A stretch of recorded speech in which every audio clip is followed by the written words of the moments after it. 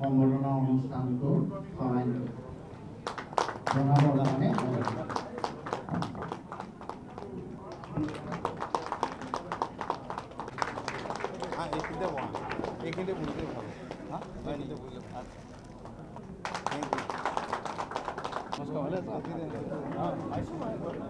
আমাৰ অসম গণ পৰিষদৰ কাৰ্যালয়লৈ অহাৰ বাবে বহুত বহুত ধন্যবাদ জনাইছোঁ।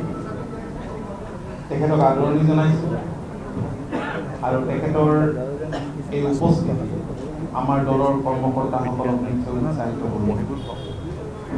আজি দলৰ এখন আমাৰ বৰ্ধিত কাৰ্যনিৰ্বাহকৰ সভাও ইতিমধ্যে হৈ গৈছে।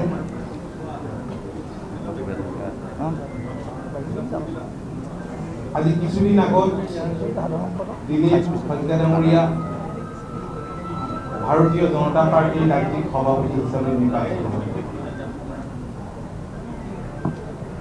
আমি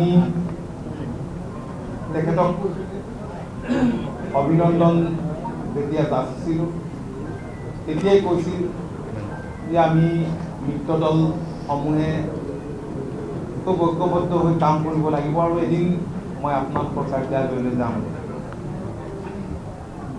সেইমতে আজি আমাৰ মাজত পাই আমি অত্যন্ত আনন্দিত হৈছোঁ। দলৰ কৰ্মকৰ্তাসকলক এই কথাখিনি ক'লোঁ, তেখেতসকলেও যথেষ্ট আনন্দিত আৰু উৎসাহিত হৈছে।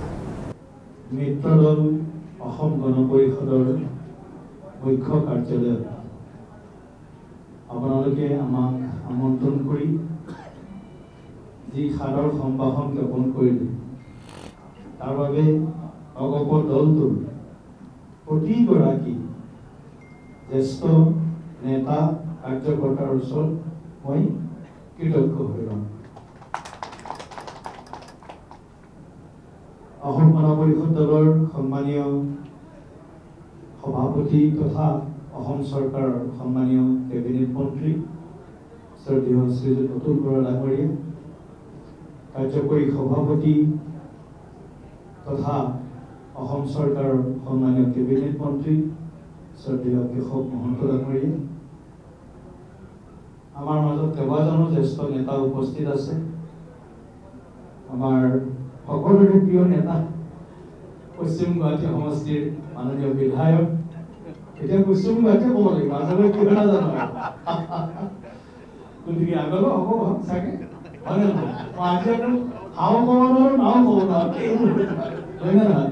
নাটো নকয়।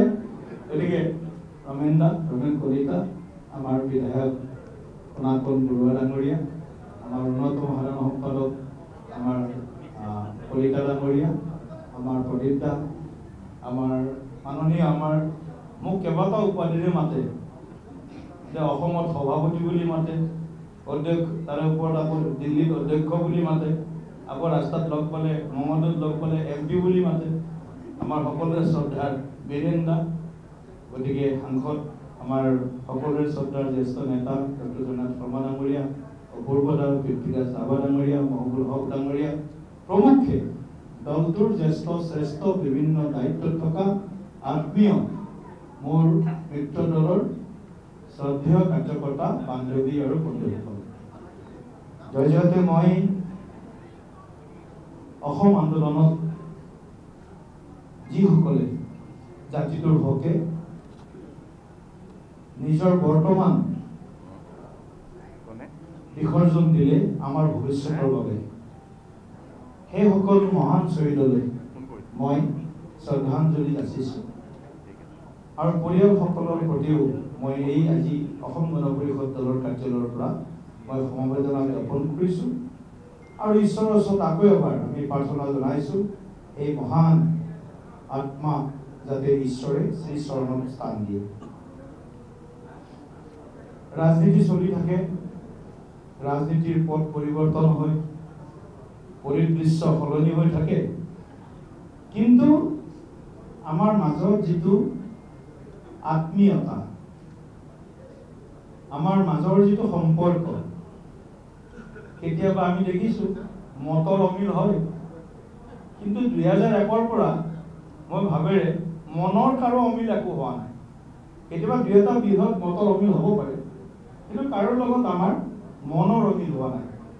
গতিকে আমি যিহেতু NDA, আচলতে আমি NDA, নেশ্যনেল ডেমক্ৰেটিক এলায়েন্স, আমাৰ চৰকাৰ NDA চলি আছে।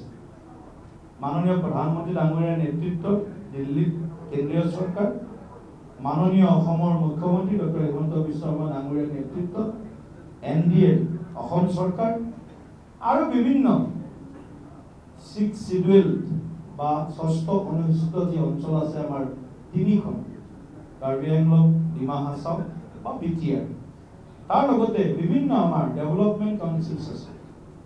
সকলোতে আমি মিত্ৰবল, আমি সুশাসন দিয়াৰ কাৰণে NDA হিচাপে সমান লক্ষ্য আৰু সমান আকাংক্ষাৰে আমি আমাৰ নীতি আৰু স্থিতি আমি গ্ৰহণ কৰি আছোঁ।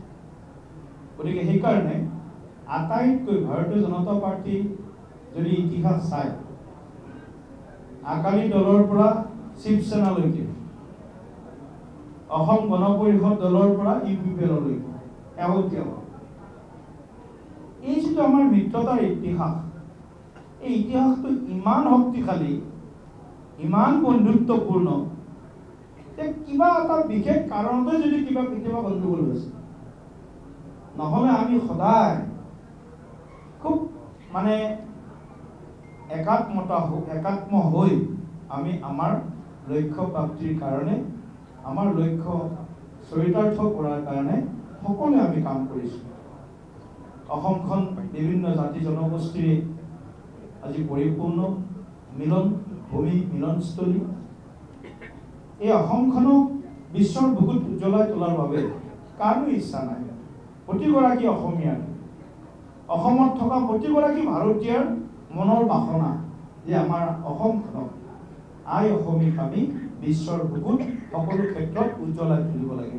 এখন শ্ৰেষ্ঠ অসম নিৰ্মাণ কৰিব লাগে, এখন নতুন অসম নিৰ্মাণ কৰিব লাগে। ৰামধনু সদৃশ ৰঙেৰে আমাৰ যি জাতি জনগোষ্ঠী আছে তেওঁলোকৰ মাজত একতাৰ সেতু বন্ধন কৰি আমি আমাৰ সকলোকে লগত লৈ আমি আগবাঢ়িব লাগে, এখন সুৰক্ষিত আৰু বিকশিত অসম গঢ়াৰ সেই সপোন বাস্তৱ কৰাৰ কাৰণে। গতিকে মই বহুত দীঘলীয়া কথা ক'বৰ কাৰণে অহা নাই। এটা কথাই কৈছোঁ, আমাৰ দলত আমাৰ যি মিত্ৰতা আছে অগপ দলৰ লগত, এইটো থুনুকা মিত্ৰতা নহয়। এই কথাটো মই স্পষ্ট কৰি দিব, থুনুকা নহয়। কোনোবাই যদি ভাবিছে এইটো থুনুকা মিত্ৰতা, কোনোবাই কাৰোবাৰ লগত কিবা কথা জড়িত কৰি এটা পলিটিকেল নেৰেটিভ সৃষ্টি কৰিব, সেই পলিটিকেল নেৰেটিভে না অগপক চুব, না বিজেপিক চুব, না NDAক চুব। এই কথাটো স্পষ্ট। গতিকে আমি অগপৰ লগত আছোঁ, আছিলোঁ আৰু ভৱিষ্যতলৈ থাকিম, এইটো কথা স্পষ্ট। ৰাজনৈতিক যি বৰ্তমান অসমৰ পৰিস্থিতি, সামাজিক পৰিস্থিতি, এই সকলো দিশত প্ৰতিজন আমাৰ জ্যেষ্ঠ নেতাৰ, জ্যেষ্ঠ আমাৰ কাৰ্যকৰ্তাৰ নিজৰ নিজৰ চিন্তা ভাৱনা আছে, আৱেগ আছে, অনুভূতি আছে, অভিজ্ঞতা আছে। এই গোটেইবিলাকক সমাহিত কৰি আমি নিশ্চিতভাৱে অসমখনক একেলগে কদম কদম কৰ, মানে যিটো কয়, খোজে খোজে কান্ধত কান্ধ মিলাই, হাতত হাত ধৰি আমি অসমখনক আগবঢ়াই লৈ যোৱাৰ কাৰণে আকৌ এবাৰ মই পবিত্ৰ আমাৰ অগপ দলৰ মুখ্য কাৰ্যালয়ত এই সংকল্পক দোহাৰিছোঁ। ৰাজনীতিত কাৰোবাৰ কেতিয়াবা অকণমান বেছি ভাল হয়, কাৰোবাৰ কেতিয়াবা অকণমান লাহে লাহে কেতিয়াবা অলপ ডাউন টুডেন হয়। এইটো মানে কোনো ধৰণৰ অস্বাভাৱিক কথা নহয়। আৰু কেতিয়াবা অকণমান মানে বেছি অহংকাৰ হ'লে পতনো হয়, হয় নে নহয়? বেছি অহংকাৰ হ'লে পতনো হয়। গতিকে অহংকাৰ চব বাদ দি আমি একত্ৰিত হৈ, এক হৈ, United we stand, divided we fall, যিটো কথা কৈছোঁ, এই একত্ৰিত হৈ অহংকাৰ বৰ্জিত পৰিৱেশত আমি ৰাইজৰ সেৱা কৰাৰ কাৰণে কাম কৰিছোঁ। সেৱাই সংগঠন আমাৰ মূল মন্ত্ৰ। গতিকে সেৱাৰ জৰিয়তে আমি ৰাইজৰ মাজত আৰু শক্তিশালী হৈ যাম।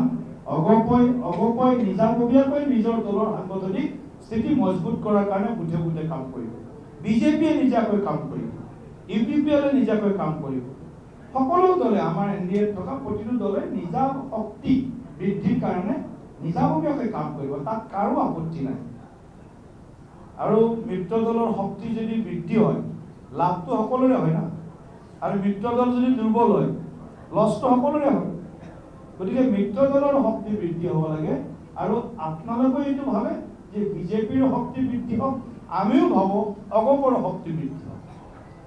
য'ত বৃদ্ধি হ'ব লাগে হ'ব, আৰু য'ত হ'ব লাগে সেইখিনি কথাও জানো আমি, ক'ত হোৱাৰ সম্ভাৱনা আছে সেইবিলাক কথাও জানো, ক'ত বেছি হ'ব পাৰে, ক'ত অলপ কম হ'ব পাৰে, ক'ত বৰ্তমান কাৰ শক্তি কেনেকুৱা।